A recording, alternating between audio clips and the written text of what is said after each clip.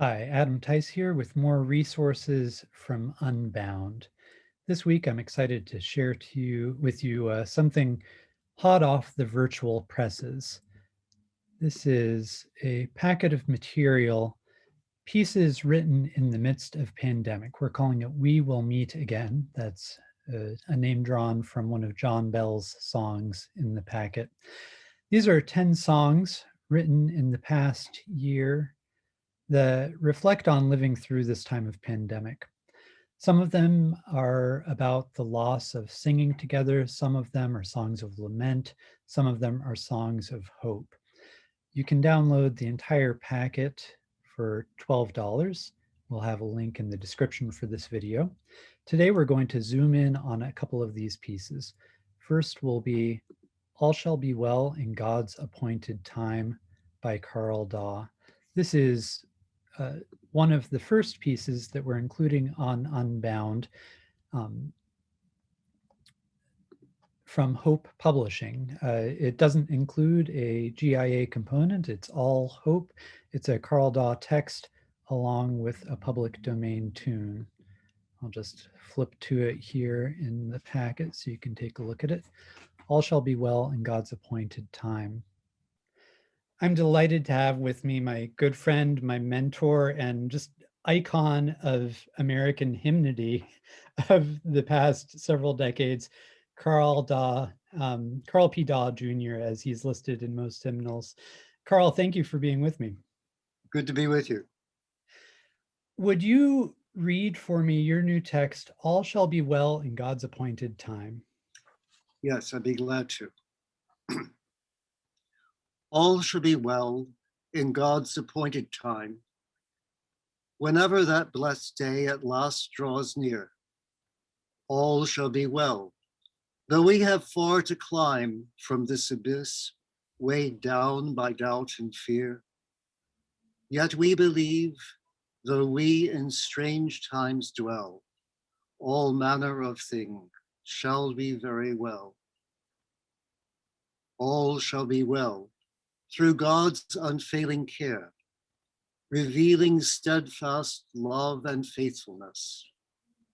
All shall be well in answer to our prayer, sustaining us through unrelieved distress. At length, God will our clouds of dread dispel. All manner of thing shall be very well. Thank you. And I see this was written in 2020, and I hear 2020 all over it. Yes, Can you tell me about writing this text? What inspired yes. it?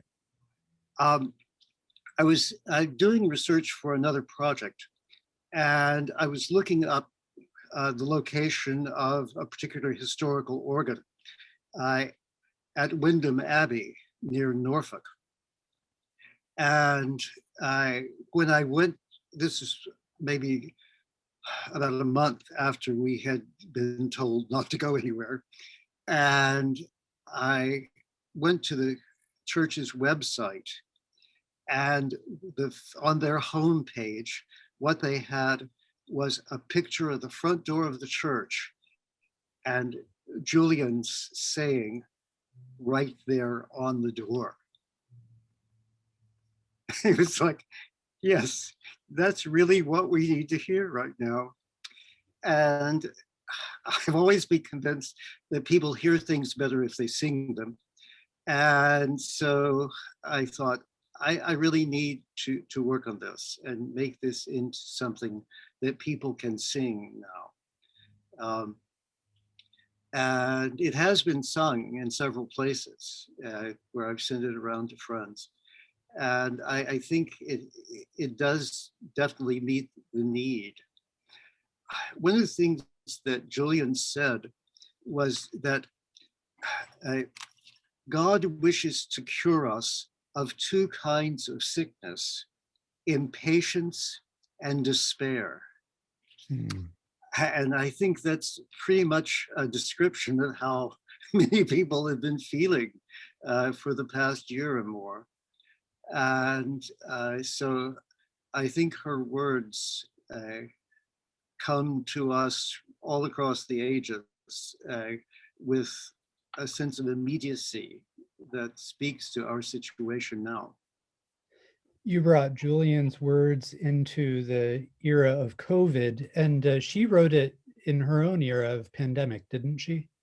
Yes, in her case, she had some sort of debilitating illness, and she was thought to be about to die. She'd had last rites. But then she had her famous visions, and eventually recovered. And then in her later years, spent time writing up those visions. And this saying of "all shall be well" is one of the things she heard from Christ in one of her visions, and it is in many ways the consolation she was looking for during that time. You mentioned that several churches or communities have used this already. How have you seen it used, especially with churches mostly meeting via video mediated? Right. Well, I have one instance where the all the services are online, but they have a choir, a virtual choir, and so the virtual choir sang this as one of the hymns during a service, and the monastery where I usually worship in pre-COVID times is live streaming its services. And so they sang this one evening during evensong fairly early on. And I can imagine, it feels so right for our current time, which hopefully we see the light at the end of the tunnel coming, and hopefully it's not a train.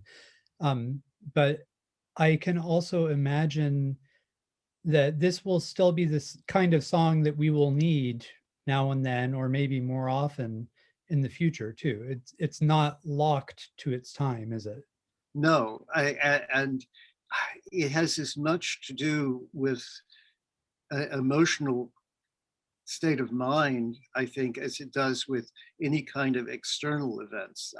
That's one of the reasons I didn't try to put in anything about disease or plague or any sort of particular word, but because it mainly deals with the emotional situation of being in an abyss of doubt, and so and that's a continual, eternal human condition. Well, Carl, thank you so much for this text, and I'm proud that we can share it via Unbound. This represents a new partnership between Hope Publishing and GIA to be able to include your work in our platform, and I'm so grateful for that. Thank you. The second piece we're going to take a look at is something that I wrote along with Bex Gaunt. I sent her an email with this text just over a year ago now. And she responded with just an incredible tune. It's called "I Am Not Alone." Again, I'll flip to this in the packet so you can take a look at it here. There's so much I want you to look at in this packet. I hope you'll take the time to look at the preview and download it if you're interested. You can also purchase each of these pieces individually on the links. All right, here's "I Am Not Alone." You'll see it's just in lead sheet form, and we hope that encourages some improvisation and some interesting use on your part. Let's have a chat with Bex Gaunt about "I Am Not Alone." This is Bex Gaunt. She's a composer you ought to be paying attention to. She's emerging as one of the more important parts of the GIA catalog these days, I'd say. And I've had the pleasure of working with her on a number of pieces, and one of those is called "You Are Not Alone." I wrote this exactly a year ago when we're recording this, and I emailed it to Bex on March 20 of 2020. just at the very beginning of a year none of us could have predicted. Uh, Bex, what did you do with it when I sent you that text? I got it and I thought this is such a nice idea, and I sure don't feel like singing right now, but I'm gonna try to sit down at the piano. I was actually recovering from really bad wrist break at the time too, so that was different for me, just to get a text and not use an instrument as easily or as readily. But yeah, I think I tried to sit down at the piano and use one hand, and really what I kept feeling about it was um, this like acoustic, almost ukulele choir kind of inspiration from it. And that's from some of my own background, but definitely inspired by like Jeremy Messersmith's obscenely optimistic ukulele songbook that he put out a couple years ago. But yeah, it inspired, the text inspired something of this hope that we really needed in that moment, um, that felt like obscenely optimistic, you know, for that time when we had no idea that we would still be here a year later. Yeah, looking back now, it's kind of hard to imagine that already, just a couple weeks into lockdown, I was really missing singing with my congregation. I was missing worshiping in person. And I think we thought, maybe we can get through a few more weeks of this or maybe a couple months of this. Uh, could not have foreseen a full year, could not have foreseen 500,000 lives lost. It's humbling to think back on that now and to sort of wonder what we would have told ourselves about this little piece. It's a simple little song, very simple text, but the theme of it, I think, still stands, that we're never alone. We're never totally on our own. That through prayer, the Holy Spirit can bring us together. Absolutely. I know that it was solace to me when I received that text, and it also just helped me to remember that singing helps, um, even when we're apart too. And there's just there's no better prayer, in my opinion, of connecting each other when we can sing. And speaking of connection, something really cool happened after we put out the score for this piece. I think it was Kate Williams' idea to set out a challenge to musicians to have people record covers of it. All we published was the lead sheet, and these videos just started rolling in. What did you think of some of those interpretations that we saw? I loved that so much. And the style, actually, I don't think I made the connection at the time, but it was similar to what Jeremy Messersmith, who's like a singer-songwriter, not a church musician, did with that songbook, which is he released the lead sheets before he ever released his album. And so it kind of took off on its own. And I think that was a really cool moment when Kate had that idea. And I mean, it's so humbling and amazing when anyone sings the tune that you wrote, but it also just again emphasized that the message of the song of we're not alone, and we all have our own take. And there were some really fun, there were some just like beautiful versions that amazed me. There were hilarious versions, which I know is what I needed. Bob Moore, I can't not mention his his Liturgical interpretation. movement. Yeah. Yes, and then there was also like a very avant-garde version by Luke Rosen. There's like a Matchbox 20 kind of like 90s take by Zack Stachowski. And there's a number of other ones. I think there's a playlist that we can share. You can check them out. But there was it had a lot of energy, and I really enjoyed that. Yeah, we'll put a link to that playlist in the description for this video too. Thank you so much, Bex. I love working with you, and I appreciate your tune for this.